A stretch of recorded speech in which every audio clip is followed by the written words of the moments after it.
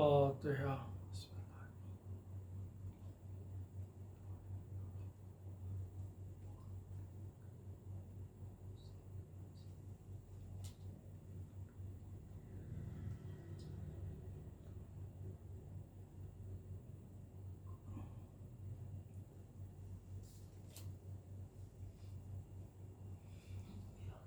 اعوذ باللہ من الشیطان الرجیم، بسم اللہ الرحمن الرحیم، الحمدللہ رب العالمین، والصلاة والسلام علی خیر خلقہ محمد وعلی آلہ الطیبین الطاہرین الذین اذھب اللہ عنہم الرجس وطہرہم تطہیرا۔ بسم اللہ الرحمن الرحیم، اللہم کل ولیک الحجۃ ابن الحسن صلواتک علیہ وعلی آبائہ فی هذه الساعة وفی کل ساعة ولیا وحافظا وقائدا وناصرا ودلیلا وعینا حتی تسکنہ ارضک طوعا وتمتعہ فیہا طویلا۔ اما بعد، فقد قال اللہ تبارک وتعالی فی کتابہ الکریم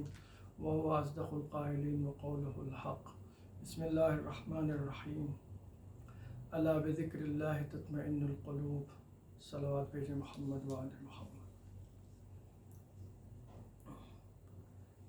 عزیزان گرامی، قبل اس کے بیان کا آغاز کیا جائے،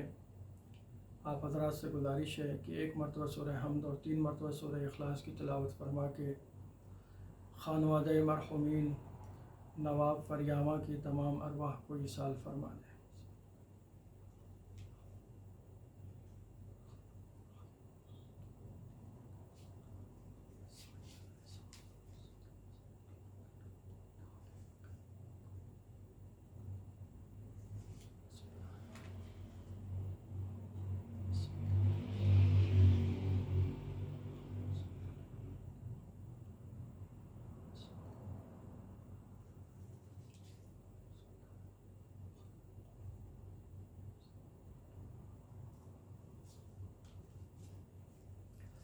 عزیزان گرامی، خالق کائنات کا ارشاد ہوتا ہے کہ الا بذکر اللہ تطمئن القلوب، آگاہ ہو جاؤ، ذکر الہی میں اطمینان قلب ہے۔ تو عزیزوں، آپ کے سامنے کچھ باتیں اسی آیہ کریمہ کے ذیل میں پیش کرنی ہیں کہ جس میں خالق کائنات بڑے ہی واضح انداز میں پوری انسانیت کو مخاطب کر کے کہہ رہا ہے کہ دیکھو، اگر تمہیں اطمینان قلب چاہیے، تمہیں سکون قلب چاہیے، تو اللہ کو یاد کرو، ذکر الہی میں مشغول رہو۔ اور عزیزان گرامی، اللہ نے اس کائنات کو خلق کرنے کے بعد کچھ چیزوں پہ انسان کو قدرت دیا ہے، تو کچھ چیزوں کے لیے انسان کے پاس قدرت نہیں ہے۔ مثلا انسان مال و دولت اکٹھا کر کے ایک بہترین اور اچھا سا گھر تو خرید سکتا ہے، لیکن اس گھر میں سکون نہیں خرید سکتا، کیونکہ سکون خریدنے والی چیز نہیں ہے۔ انسان پیسے کے ذریعے سے ایک آراستہ اور مزین بستر تو خرید سکتا ہے، بیڈ تو خرید سکتا ہے، لیکن نیند کو نہیں خرید سکتا، کیونکہ نیند اور یہ تمام وہ چیزیں ہیں کہ جو انسان کو سکون قلب اور ذہنی اطمینان کی بنیاد پہ حاصل ہوتی ہیں۔ اگر انسان مطمئن ہے تو اسے نیند بھی آئے گی، اس کو ہر آن اور ہر لمحہ اس کی زندگی کا خوشگوار بھی محسوس ہوگا۔ تو عزیزو، جب یہ سکون اور اطمینان خریدنے کی چیز نہیں ہے کہ ہم اسے خرید لیں اور اطمینان حاصل کر لیں، تو خدا بند کریم نے خود وعدے کر دیا کہ یہ چیزیں میں نے تمہاری قدرت سے باہر رکھا ہے، تمہاری قدرت میں نہیں ہے، تمہاری دسترس میں نہیں ہے کہ تم خود سے اطمینان اور سکون حاصل کر سکو۔ اگر تمہیں اطمینان و سکون چاہیے تو پھر تم مجھے یعنی اللہ کو یاد کرو، کیونکہ اللہ کو اگر یاد کیا تو آپ کو سکون قلب ملے گا۔ اب مسئلہ یہ ہے کہ جو آیہ کریمہ یہ بات کہہ رہی ہے کہ ذکر الہی میں اطمینان قلب ہے، تو ذکر الہی میں جو یہ لفظ ذکر استعمال ہوا ہے، اس لفظ کے معنی عربی کے لحاظ سے دو ہیں۔ پہلا معنی تو یہ ہے کہ ہم ذکر کا لغوی معنی دیکھیں تو کسی چیز کا ورد کرنا، ورد زبانی، زبان سے کسی چیز کو ادا کرنا، تو یہ معنی بھی صحیح ہے قرآن کی آیت کے روح سے کہ اللہ کی یاد آپ کریں اور ورد کے عنوان سے۔ مثلا آپ تسبیح لے لیں ہاتھوں میں اور کہتے رہیں اللہ اکبر، سبحان اللہ، الحمدللہ، لا الہ الا اللہ، تو یہ ایک ذکر ہے جس پہ عربی کے لحاظ سے ذکر کا معنی دلالت کرتا ہے۔ اور دوسرا ذکر کا معنی یہ ہے کہ ہم اللہ کی سوچ اور اللہ کی یاد کو اپنے ذہن میں بسائیں، اور یہی وہ چیز ہے کہ اللہ کی یاد کو اپنے ذہن میں بسائیں۔ آیہ کریمہ اسی بات کی طرف اشارہ کر رہی ہے۔ اللہ ہر وقت آپ سے یہ نہیں چاہ رہا ہے کہ آپ ہر وقت تسبیح اٹھا کے اللہ اکبر کریں، اللہ اکبر، سبحان اللہ، الحمدللہ کرتے رہیں۔ نہیں، آپ اپنے امور کو انجام دیں، اپنے کام پہ جائیں، لیکن اللہ کی یاد آپ کے دل میں رہے، اللہ کی یاد آپ کے ذہن میں رہے۔ اب مسئلہ یہ ہے کہ وہ کیسے؟ تو اس چیز کے لیے اللہ نے خود ارشاد فرمایا، اپنے پیغمبر کے ذریعے کہلوایا، اپنے ائمہ ہدات کے ذریعے کہلوایا کہ تم لوگوں کو بتلا دو کہ جب کھانا کھائیں تو کہیں بسم اللہ الرحمن الرحیم، سونے کے لیے جائیں تو کہیں بسم اللہ الرحمن الرحیم، گھر سے باہر جا رہے ہوں کسی کام کے لیے تو بسم اللہ کر کے نکلیں۔ یہی وہ چیز ہے جو اس بات کی طرف دلالت کرتی ہے کہ ہمیں اللہ کو زبان سے ہر وقت یاد کرنے کی ضرورت نہیں ہے، بلکہ اللہ کی یاد ہمارے ذہن میں رہے، تاکہ ہم بستروں پہ جائیں تب بھی اللہ ہمارے یاد میں رہے، ہم کھانا کھانے بیٹھے ہوں تب بھی اللہ ہماری یاد میں ہو۔ نہیں یہ کہ ہر وقت ورد کیا جائے، جبکہ معنی ذکر کا دونوں پہ دلالت کرتا ہے، چاہے وہ لفظی ہو یعنی لفظاً ہم کہیں، زبانی ہم کہیں، ورد کے لحاظ سے کہیں، یا ہم یاد میں اللہ کو رکھیں۔ تو ہماری جو گفتگو ہے وہ اسی پر ہے کہ اللہ کی یاد ہمارے ذہن کے اندر ہونی چاہیے، ہماری یاد میں اللہ ہونا چاہیے، چاہے ہم کسی بھی طریقے کا فعل انجام دے رہے ہوں، جب ہم اس کام کو آغاز کریں تو اللہ ہمارے ذہن میں ہونا چاہیے۔ اور عزیزان گرامی، اگر ہم نے اپنے تمام فعل میں جو ہم انجام دیتے ہیں، اگر ہم نے اللہ کو اپنی یاد میں رکھا تو اس کے ہمارے لیے بہت سارے فوائد حاصل ہوں گے۔ چاہے وہ دنیا کا کوئی بھی مسئلہ ہو، اگر ہم نے اللہ کو اپنی یاد میں رکھا اور اپنے ہر عمل سے پہلے اللہ کو یاد کیا تو یقین جانیں ان مسائل میں اللہ آپ کے ساتھ ہوتا ہے۔ وَإِلَّا قرآن کی آیت ہے اور دنیائے اسلام میں ہر مسلمان کا عقیدہ ہے کہ جو قرآن میں آیا ہے وہ برحق ہے اور سچ ہے۔ تو اگر سچ ہے تو پھر ہم کو ماننا پڑے گا کہ اگر ہم نے اپنے ہر فعل اور ہر عمل میں اللہ کو یاد کیا تو ہمارا عمل اور ہمارا وہ فعل ہمارے لیے ہمیشہ اچھا ثابت ہوگا، اور ان افعال میں اللہ ہمارے ساتھ کھڑا ہوگا۔ اور عزیزو، یہ مسئلہ میں نے یوں ہی نہیں پیش کر دیا آپ کے سامنے، بلکہ اس بات کے اوپر بہت سارے دلائل ہیں کہ جس سے یہ ثابت ہوتا ہے کہ اگر اللہ نے ہم کو یہ حکم دیا ہے کہ اگر تمہیں اطمینان چاہیے، قلبی سکون چاہیے، ذہنی اطمینان چاہیے تو مجھے یاد کرو، اللہ کو یاد کرو، تو اس پر اللہ نے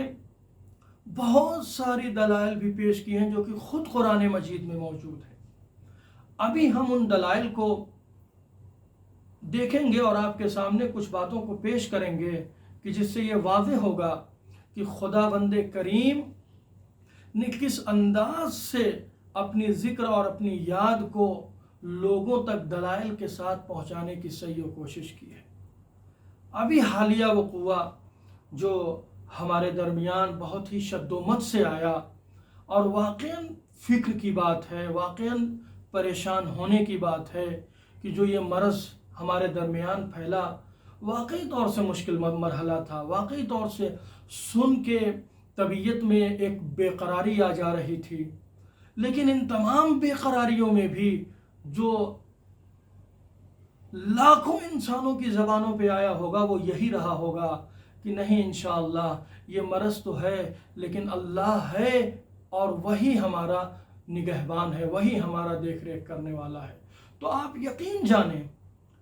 اس پریشانی کے عالم میں، اس مشکل دور میں جن افراد کے بھی ذہن میں ایک لمحے کے لیے اللہ آ گیا ہوگا، آپ یقین جانیں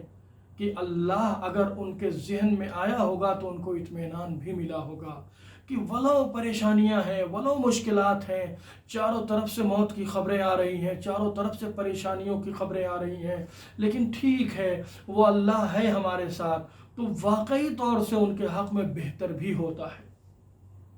اور انہوں نے اپنی زندگی میں یہ چیز دیکھا بھی ہوگا جو ابھی کی زندگی ہماری گزری ہے 20 دن اور 25 دن پہلے، کہ ایک طریقے کا اطمینان انہوں نے اپنے دل میں محسوس بھی کیا ہوگا کہ واقعی طور سے جب ہم نے اللہ کو یاد کیا تو ایک قلبی سکون ملا کہ ٹھیک ہے، اسی نے بھیجا ہے، وہی ہماری دیکھ ریکھ کرے گا، اسی نے ہم کو خلق کیا ہے، وہی ہمارا نگہبان ہوگا۔ تو عزیزو، اب مسئلہ یہ ہے کہ آپ کے سامنے یہ پیش کر دیا جائے کہ جس سے یہ بات واضح ہو جائے کہ واقعی طور سے اگر اللہ کو یاد کیا جائے تو اس کے فوائد کیا ہیں، اور اگر ان مرحلے میں اللہ کو بھولا جائے تو اس کے نقصانات کیا ہو سکتے ہیں۔ تو عزیزو، اس بات کو پیش کرنے سے پہلے میں آپ کے سامنے ایک بات اور عرض کر دوں کہ اللہ نے درجے کے اعتبار سے لوگوں کو بنایا ہے۔ وہ درجے کیا ہیں؟ معرفت کے لحاظ سے۔ ایسا نہیں ہے کہ اللہ نے درجہ یہ بنایا ہے کہ اس کے پاس وہ قریب ہوگا جس کے پاس مال و دولت زیادہ ہوگا، اس کے پاس وہ قریب ہوگا جو بہت ہی زیادہ مال و دولت کا مالک ہوگا۔ نہیں، اللہ نے درجے اس اعتبار سے نہیں بنائے ہیں کہ فلاں ملک والا اللہ سے قریب ہوگا۔ نہیں، اللہ نے درجے اس اعتبار سے بنائے ہیں کہ اللہ کے نزدیک مدارج حاصل کرنے والوں میں معرفت پہ سب سے زیادہ آگے کون ہے جس کے پاس معرفت اللہ کی بہت زیادہ قوی ہے۔ تو اب جس کے پاس معرفت زیادہ قوی ہوگی اسی سے اللہ کا مطالبہ بھی زیادہ ہوگا کہ وہ اللہ کو یاد کرے۔ یعنی میں آپ کے سامنے اس بات کو اس طرح پیش کر دوں کہ اگر ایک شخص ہے اور اس شخص نے کسی انسان کو بہت زیادہ محبتیں دی ہیں، ہر اعتبار سے اپنے اندر کی باتوں کو اس کو بتلایا ہے، اپنے آپ کو پہچنوایا ہے، اپنے آپ کو ہر اعتبار سے اس کے سامنے اجاگر کر دیا ہے، اور یہ شخص یہ سوچ رہا ہے کہ چونکہ وہ مجھے اچھی طرح سے سمجھتا ہے، اچھی طرح سے جانتا ہے، وہ کبھی بھی مجھے اپنے کسی بھی غم اور کسی بھی خوشی کے مرحلے میں مجھے فراموش نہیں کرے گا، لیکن وہ شخص اس کو فراموش کر جائے تو ظاہر سی بات ہے، آپ خود محسوس کریں کہ اسے ایک تکلیف کا احساس ہوگا کہ وہ مجھے اچھی طرح سے جانتا تھا، ہر اعتبار سے پہچانتا تھا، پھر بھی اس نے مجھے اپنے غم اور اپنے خوشیوں میں مجھے شریک نہ کیا۔ تو یہی مسئلہ ہے اللہ کے پاس کہ جس کی جتنی زیادہ معرفت ہے اس معرفت پہ اگر وہ پہنچا اور وہ اس معرفت پہ پہنچنے کے بعد اس نے اگر اللہ کو یاد نہ کیا تو پھر خدا بند کریم اسی اعتبار سے ایک ناراضگی کا بھی اظہار ہوتا ہے اس کی طرف سے۔ اور ہم اس دلیل میں سب سے پہلی دلیل آپ کے سامنے انبیاء کی پیش کرتے ہیں، کیونکہ معرفت کے لحاظ سے سب سے زیادہ قریب جو اللہ سے ہیں وہ انبیاء اور اولیاء ہیں، اور اللہ کے بھیجے ہوئے ائمہ ہیں، بنائے ہوئے ائمہ ہیں۔ تو عزیزان گرامی، آپ کے سامنے میں ایک واقعہ کہوں، کیونکہ اس کو بھی قرآن نے واقعے کے عنوان سے پیش کیا ہے۔ سورہ یوسف، جس کو کہا ہے اللہ نے احسن قصص، کہ جس میں ایک مرحلہ آتا ہے کہ جناب یعقوب کے سارے بیٹے آتے ہیں اور آنے کے بعد کہتے ہیں کہ بابا جان آپ ہمارے ساتھ یوسف کو کیوں نہیں بھیجتے؟ ہم بھیڑ چرانے جاتے ہیں، اگر آپ یوسف کو ہمارے ساتھ بھیج دیں تو وہ ہمارے ساتھ کھیلے گا،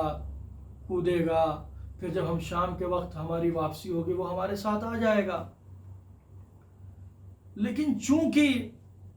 جناب یعقوب کو بہت زیادہ والہانہ عقیدت تھی جناب یوسف سے، بہت ہی زیادہ محبت کیا کرتے تھے، اس محبت کے تحت جناب یعقوب جیسے ہی سوچتے تھے کہ جناب یوسف کو بھیجوں تو ان کے ذہن میں ایک ناگہانی سا خوف آ جاتا تھا کہ اگر میں بھیج دوں معلوم نہیں یوسف آئے نہ آئے۔ یہ چیزیں جب سوچتے تھے جناب یعقوب تو ایک ڈر اور خوف سا ماحول پیدا ہوتا تھا، جس کے تحت وہ اپنے اور بچوں کی باتوں کو نامنظور کر دیا کرتے تھے اور کہتے تھے کہ نہیں آپ لوگ جائیں، یوسف میرے پاس رہے گا۔ لیکن ان کی ضد بڑھی اور ضد اتنی بڑھی کہ ایک دن جناب یعقوب انکار نہ کر سکے، اور جب انکار نہ کر سکے تو کیا کہتے ہیں جناب یعقوب کہ بیٹوں میں یوسف کو بھیج تو دوں لیکن مجھے خوف اس بات کا ستاتا ہے کہ کہیں میں یوسف کو تمہارے حوالے کر دوں اور تم اپنے کھیل میں مشغول ہو جاؤ۔ یہ وہ تمام باتیں ہیں جس کو آیت نے پیش کیا ہے، میں وہی بےعینی ترجمے آپ کے سامنے پیش کر رہا ہوں کہ میں تمہیں یوسف کو تمہارے حوالے کر دوں، تم کھیلنے میں مشغول رہو اور کوئی بھیڑیا آئے اور اسے نقصان پہنچا دے۔ اب آپ غور فرمائیں، جناب یعقوب کہاں رہتے تھے؟ کنعان، جسے آج حالیہ دور میں فلسطین کہتے ہیں۔ ایک چھوٹے سے علاقے میں کچھ لوگ آباد تھے، بڑا شہر نہیں تھا، چاروں طرف صحرا تھا، جنگلی جانور تھے۔ تو جب جناب یعقوب کے بیٹے آتے تھے اور آ کے کہتے تھے کہ بابا یوسف کو آپ دے دیں، ہم کو کچھ دیر کے لیے ہمارے ساتھ کھیل لے، تو جناب یعقوب کے ذہن میں یہی خوف آتا تھا کہ کہیں یہ لوگ کھیلنے میں مشغول ہو جائیں اور جنگلی جانور چاروں طرف ہیں اور کوئی آئے اور آ کے میرے بیٹے کو نقصان پہنچا دے۔ چونکہ یہ خوف جناب یعقوب کے ذہن پہ تصویر بن کے ابھر جاتا تھا اور جناب یعقوب اسے بے عینی دیکھ لیا کرتے تھے تو بے چین ہو جاتے تھے کہ اگر ایسا ہوا تو یوسف کی جدائی بالکل پکی ہے اور وہ حتماً مجھ سے جدا ہو جائے گا۔ اور یوسف کی جدائی کو سوچ کے جناب یعقوب کسی بھی اعتبار سے برداشت نہیں کر پاتے تھے۔ اور یہی ہوا، جب بیٹوں نے ضد کیا وہی خطرہ جناب یعقوب کے ذہن میں پھر تصویر بن کے ابھرا اور انہوں نے جناب یعقوب نے اپنے بیٹوں سے بھی کہہ دیا کہ بیٹو میں بس اس بات سے خوفزدہ ہوں کہ تم کھیلنے کودنے میں مشغول ہو جاؤ اور کوئی بھیڑیا کوئی جانور آئے اور اسے نقصان پہنچا دے۔ تو ان لوگوں نے، قرآن کہتا ہے، جواب دیا کہ بابا ہم اتنے طاقتور ہیں، کوئی کیسے غافل ہو جائے گا، کوئی کیسے آئے گا اور آ کے ہمارے بھائی کو نقصان پہنچا دے گا۔ غرض جناب یعقوب اپنے بیٹوں کے اصرار تلے دب گئے اور جناب یوسف کو ان کے حوالے کر دیا۔ جناب یوسف گئے، پھر واپس نہ آئے، یہ واقعہ ہو گیا۔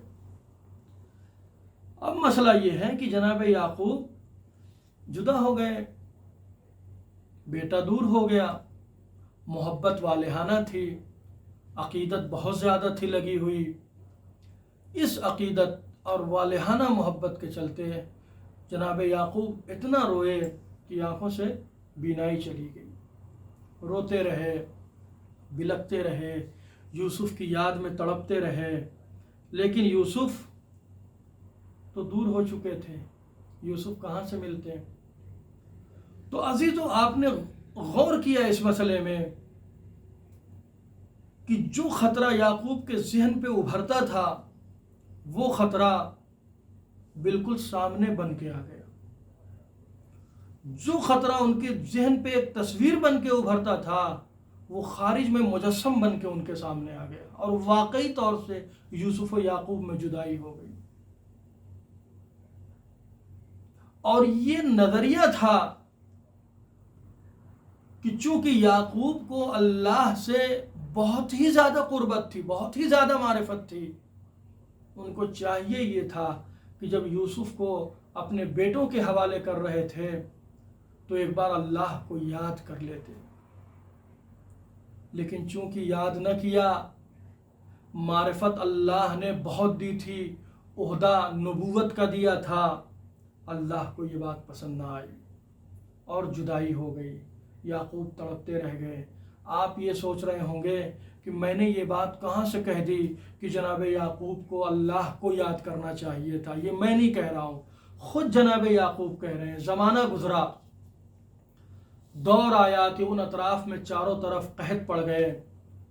کھانے کی محتاجگی ہو گئی. کنعان میں لوگوں کو پتہ چلا کہ مصر میں اناج تقسیم ہو رہا ہے. جناب یعقوب کے بیٹے بھی گئے اور جانے کے بعد وہاں سے اناج لیا، اناج لے کے آئے. اور آنے کے بعد جب واپس آئے تو آنے کے بعد کہا، بابا عزیز مصر نے یہ کہا ہے کہ اگر دوبارہ پھر سے تمہیں اناج چاہیے تو پھر اپنے بھائی بنیامین کو بھی لے کے آنا، اگر نہیں لے کے آئے تو پھر تم اناج سے محروم رہو گے. بیٹوں نے کہا کہ بابا آپ بنیامین کو ہمارے حوالے کر دیں، ہم لے کے جائیں گے اور آپ یقین جانیں ہم اس کا دھیان رکھیں گے. بے عین ہی یعقوب کے بیٹے کہہ رہے ہیں جیسا پہلے جناب یوسف کو مانگتے وقت کہا تھا، اور کہا تھا بابا یوسف کو آپ ہمارے حوالے کر دیں، ہم بالکل اس کا دھیان رکھیں گے. بالکل ویسے ہی جب بنیامین کو مانگ رہے ہیں تو کہہ رہے ہیں کہ بابا اگر آپ بنیامین کو نہیں دیں گے تو عزیز مصر ہمیں اناج نہیں دے گا، ہمیں غلہ نہیں دے گا. اگر غلہ چاہیے تو بابا بنیامین کو دیجئے، ہم اسے ساتھ لے کے جائیں اور ہم اس کا دھیان رکھیں گے. تو جناب یعقوب برجستہ کہتے ہیں. میں وہ آیت آپ کے سامنے پیش کرتا ہوں جہاں سے میں نے یہ کہا کہ خود جناب یعقوب نے یہ بات کہی تھی کہ مجھے یوسف کے مرحلے میں اللہ کو یاد رکھنا چاہیے تھا، لیکن میں نے غلطی کی اور اللہ کو یاد نہ کیا، مجھے اتنی بڑی سزا مل گئی. اب میں یہ غلطی بنیامین کو تمہارے حوالے کرتے وقت نہیں کروں گا. بلکہ خود جناب یعقوب کہتے ہیں، آیہ کریمہ کیا کہتی ہے، بسم اللہ الرحمن الرحیم، ہل آمنکم علیہ، میں تمہارے اوپر اطمینان کر لوں بنیامین کے مسئلے میں، کما اللہ کما آمنتکم علی اخیہ، میں بنیامین کے اوپر تمہارے اوپر اطمینان کر لوں جیسے کہ میں نے اس سے پہلے اس کے بھائی کے متعلق تم پر اطمینان کیا تھا. نہیں، میں اب کی بار بنیامین کے مسئلے میں تم پر اطمینان کرنے والا نہیں ہوں، بلکہ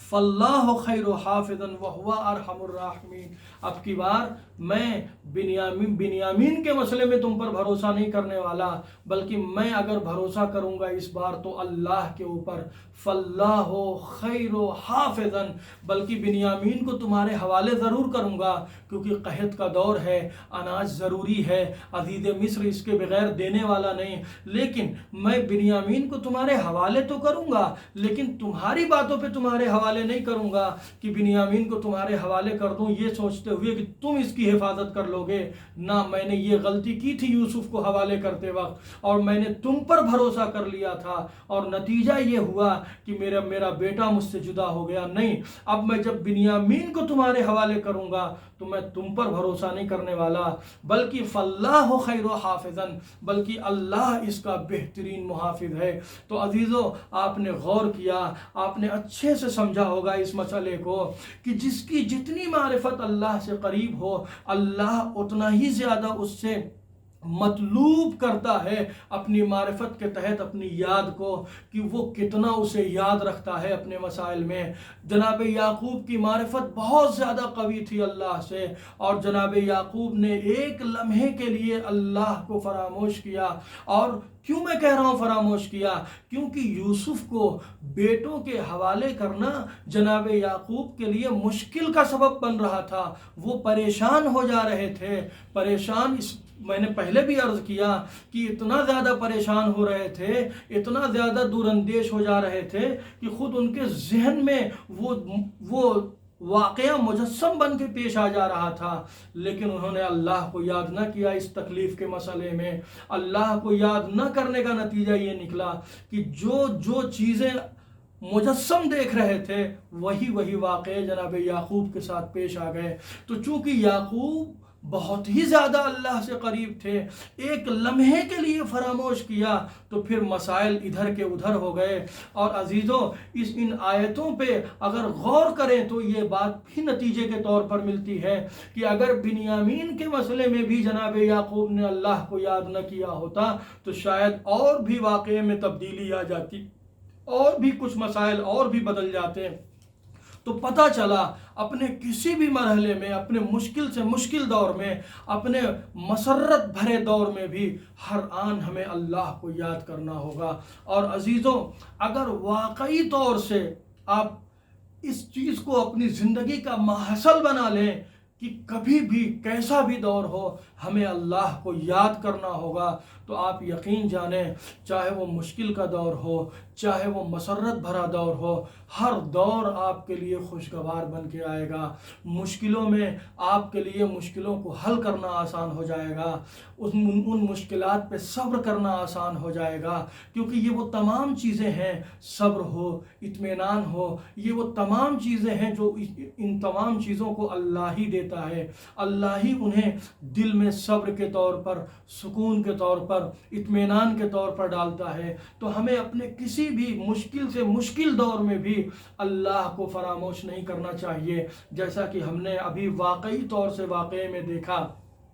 کہ ایک لمحے کے لیے یعقوب ادھر سے ادھر ہوئے۔ یوسف کے مرحلے میں نہیں سوچا جدائی ہو گئی، بنیامین کے مرحلے میں سوچا تو کیا نکلا؟ سورہ یوسف کہاں جا کے ختم ہوا؟ اس سورہ یوسف واقعہ بیان کرتے ہوئے یہاں جا کے ختم ہوا کہ جب بنیامین کو بھیجا ہے جناب یعقوب نے اور اللہ کو یاد کر کے بھیجا، تو پھر یہی بنیامین سبب بن گئے کہ خود ان کے والد بھی مصر میں پہنچ گئے، اور وہاں جانے کے بعد جو یہاں کی مشکلات تھیں، جو مشکل دور سے گزر رہے تھے، بیٹے بھیڑیں چرا رہے تھے، ایک چھوٹا سا گاؤں تھا، عالیشان گھر نہیں تھے، اللہ نے ان تمام مشکلات سے نکال کے مصر کے بڑے بڑے محلات میں منتقل کر دیا، آرام و آشائش کی زندگی عطا کر دی۔ یعنی ایک لمحے کے لیے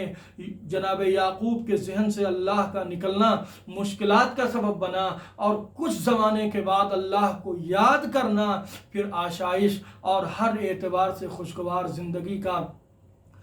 نظیر بن گیا جناب یعقوب کے لیے۔ اور عزیزوں، اگر واقعی طور سے پوری تاریخ اٹھا کے دیکھ لیں، پوری تاریخ انسانیت اٹھا کے دیکھ لیں، اور جو سب سے بڑا مسئلہ اللہ کو یاد کرنے کا ملتا ہے تو وہ ہے کربلا کا میدان، کہ جہاں پہ کسی بھی عالم میں حسین ابن علی کھڑے ہوں لیکن وہ اللہ کو ایک لمحے کے لیے بھی فراموش نہیں کر رہے ہیں۔ آپ عزیزان گرامی، آپ غور فرمائیں کہ وہ دور کہ جہاں لشکر پہ لشکر آ رہے ہوں، ہر طرف سے گھوڑوں کی ٹاپوں سے ایک ہلچل سی مچی ہو، ایسے عالم میں بڑے بڑے افراد کے اوسان خطا ہو جاتے ہیں، لیکن عزیزو اتنی بڑی مشکلات، اتنے بڑے مسائل میں گھرنے کے باوجود امام حسین نے ایک لمحے کے لیے بھی اللہ کو فراموش نہیں کیا۔ اور عزیزو، جب ہم خطبات پڑھتے ہیں حسین ابن علی کے تو واقعی طور سے ذہن میں یہ بات آتی ہے کہ حسین ابن علی کس معرفت اور کس درجے پہ پہنچے ہوئے تھے، اللہ نے کون سا ایسا درجہ دیا تھا کہ حسین ابن علی نے ایسے مسائل میں ایک لمحے کے لیے بھی اللہ ان کے ذہن سے محو نہیں ہوا۔ آپ بتائیں کیا یہ کوئی معمولی وقت ہے کہ حسین کا جوان سال بیٹا علی اکبر سامنے کھڑا ہے اور کہہ رہا ہے بابا سب کو آپ نے اجازت دے دی، بابا اب ہمیں بھی اجازت دے دیں۔ کیا یہ مشکل مرحلہ نہیں ہے؟ ایک بوڑھا باپ ہے، اس کے سامنے جوان سال بیٹا کھڑا ہوا کہہ رہا ہے کہ بابا اب ہمیں بھی مرنے کی اجازت دے دیں۔ حسین ابن علی شاید ایک لمحے کے لیے سوچیں کہ چونکہ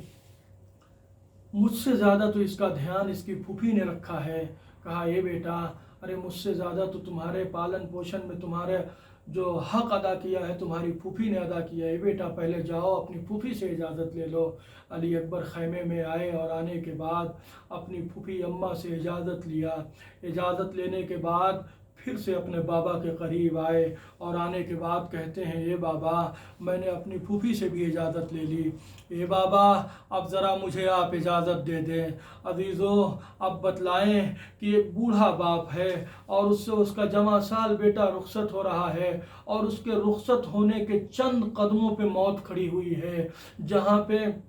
یہ نوجوان داعیے اجل کو لبیک کہہ دے گا۔ بتلائیے کیا یہ مشکل دور نہیں تھا؟ عزیزو، واقعاً مشکل دور تھا، اور اس مشکل دور میں بھی حسین نے اللہ کو فراموش نہ کیا۔ روایتیں کہتی ہیں کہ جب علی اکبر حسین کی آنکھوں سے اوجھل ہو رہے تھے، حسین ایک بار زمین پہ بیٹھتے ہیں، پھر کھڑے ہوتے ہیں، آسمان کی طرف دیکھتے ہیں، پھر بیٹھ جاتے ہیں۔ اسی طرح حسین نے 3 بار زمین پہ بیٹھے اور 3 بار کھڑے ہوئے۔ جب تیسری بار کھڑے ہوتے ہیں تو کہتے ہیں، اللہ کو مخاطب کر کے آسمان کی طرف دیکھا اور کہا اے پروردگارا، ارے تو گواہ رہنا، ابھی جو میں جس کو بھیج رہا ہوں یہ رفتار و گفتار میں تیرے رسول سے بہت مشابہ ہے۔ ہاں عزیزو، یہی حسین ہے جس نے ہر آن اگر میدان کربلا میں یاد رکھا ہے کسی نے اللہ کو تو وہ حسین ابن علی ہے۔ عزیزو، یہی حسین ابن علی ہے جو گھوڑے کی زین پہ ہے، کوئی تیروں سے زخم دے رہا ہے، کوئی تلواریں مار رہا ہے، کوئی نیزے مار رہا ہے۔ عزیزو، یہ تو آپ جانتے ہوں گے نا کہ اگر کسی کو زخم لگے، تیر لگے تو زخموں کا درد تو الگ ہوتا ہے، لیکن جو خون رستا ہے اس سے توانائی گھٹتی جاتی ہے۔ لیکن حسین ان ضرب کے زخموں کو بھی سنبھالے ہوئے ہیں، ان زخم کے رستے ہوئے خون سے اپنی تمام توانائی کو اکٹھا کر کے زین پہ اپنے آپ کو سنبھالے ہوئے ہیں۔ لیکن عزیزو، یہ حسین کب تک اپنے آپ کو گھوڑے پہ سنبھالتے؟ ایک وقت آیا کہ حسین زین سے زمین پہ آئے، لیکن میں جو عرض کرنا چاہتا ہوں وہ یہی مرحلہ ہے۔ میں کہوں گا حسین ابن علی، ارے جب آپ زین سے زمین پہ آئے تو کس انداز سے آئے؟ تو عزیزو، روایتیں یہ کہتی ہے حسین نے اس عالم میں بھی اللہ کو فراموش نہ کیا۔ جب حسین زین سے زمین پہ آئے ہیں، سر کو سجدے کی جانب جھکایا ہوا ہے، اس عالم میں بھی حسین اللہ کی طرف مخاطب ہے، لیکن شقی سے یہ دیکھا نہ گیا۔ وہ آیا، حسین کے سر کے بالوں کو پکڑا، کھینچتے ہوئے نشیب میں لے گیا، لے جانے کے بعد سینے حسین پہ سوار ہوا۔ ایک بہن ہے جو ٹلے زینبیہ پہ کھڑی دیکھ رہی ہے اور فریاد کرتی جا رہی ہے، ارے کوئی نہیں ہے جو میرے ماں جائے کو بچا لے، ارے کوئی ہے جو میرے ماں جائے کو ایک قطرے آب دے دے، ارے میرا ماں جایا 3 دن کا بھوکا و پیاسا ہے۔ عزیزو، ایک بہن فریاد کرتی رہ گئی، اور وہ شمر جو سینے پہ سوار بیٹھا ہے کند خنجر حسین کے گلے پہ چلاتا رہا۔ حسین کے سر و تن میں جدائی ہوئی، کالی آندھیاں چلنا شروع ہوئیں، آسمان سے خون کی بارش ہونا شروع ہوئی۔ منادی نے ندا دی، حسین قتل کر دیے گئے، حسین ذبح کر دیے گئے، حسین کو مار ڈالا گیا۔ الا لعنت اللہ علی قوم الظالمین رضا بقضائہ و تسلیما لامرہ۔ بار اللہ تجھے واسطہ محمد اور آل محمد کا ہماری اس مختصر سی عبادت کو قبول فرما۔ بار اللہ تجھے واسطہ محمد اور آل محمد کا ہم میں سے جو بھی بیمار ہیں ان کو شفاء کامل و عاجل عنایت فرما۔ بار اللہ تجھے واسطہ محمد اور آل محمد کا ہمارے درمیان سے اس مہلک مرض کو جلد از جلد اس کا خاتمہ فرما۔ پروردگارہ تجھے واسطہ محمد اور آل محمد کا آخر میں سب سے بہترین دعا یہ ہے کہ ہمارے امام زمانہ کے ظہور میں تعجیل فرما، ہمیں ان کے مخلص غلاموں میں شمار فرما۔ ربنا تقبل منا انک انت السمیع العلیم۔ آپ حضرات سے گزارش ہے کہ 1 مرتبہ سورہ حمد اور 3 مرتبہ سورہ اخلاص کی تلاوت فرما کے خانوادہ مرحومین نواب فریامہ کی تمام ارواح کو ایصال فرما دیں۔ بسم اللہ۔